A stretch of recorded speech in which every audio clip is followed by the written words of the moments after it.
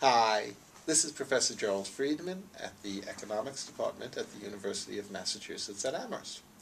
Welcome to microeconomics.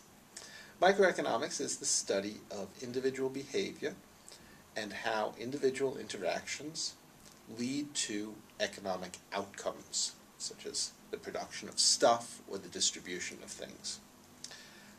One of the central issues in microeconomics is trade, how people exchange things with other people. Economists, going back to David Ricardo in the early 19th century, have talked about trade as going on according to the principle of comparative advantage. Actually, comparative advantage was first coined, the phrase was first coined by an Irish economist, Robert Torrens, before Ricardo. But Ricardo's better looking, and he had a more interesting life. He died young. All these things, people credit Ricardo with all sorts of ideas, even if he borrowed them from somebody else. The idea of comparative advantage is that trade can benefit everybody, even if one party to the trade, to the exchange, is better at producing everything than the other party. Trade benefits everybody as long as each party is comparatively better at something.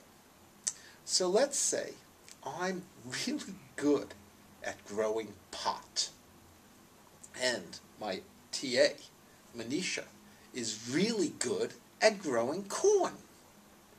If she's really good at growing corn, then that means that the price she pays for corn, the amount of pot that she gives up to grow corn, is relatively low. That's what it means to be good at growing corn. She can grow corn easily. She doesn't have to use a lot of land, she doesn't have to use a lot of labor, so she doesn't have to take a lot of land and labor away from growing pot to grow corn. The price that she pays herself in lost pot is low. What about the cost to her of the pot? If she's really good at growing corn, then she has to give up a lot of corn to get an ounce of pot. The acre of land that she takes away from growing corn to grow pot, it gives her whatever she gets for the pot, but she has to lose all the corn that she could have grown on that plot of land. So corn is cheap for her, therefore pot is expensive for her. I, on the other hand, I'm a stoner and useless for most things, but I'm good at growing pot, lousy at corn. Pot's cheap for me, but if I want corn, it's really expensive.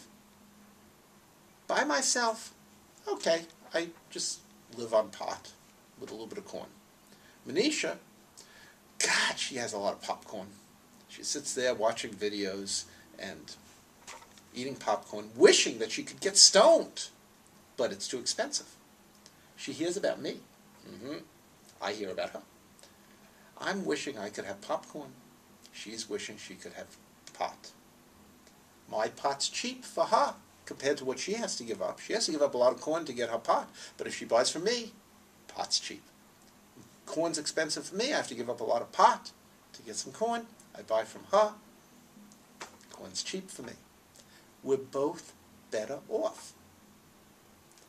That is the theory of comparative advantage in trade. People specialize in what they're good at. I concentrate on pot. Manisha concentrates on corn.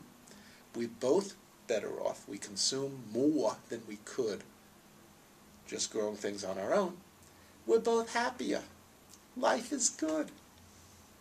That's the theory of individual specialization.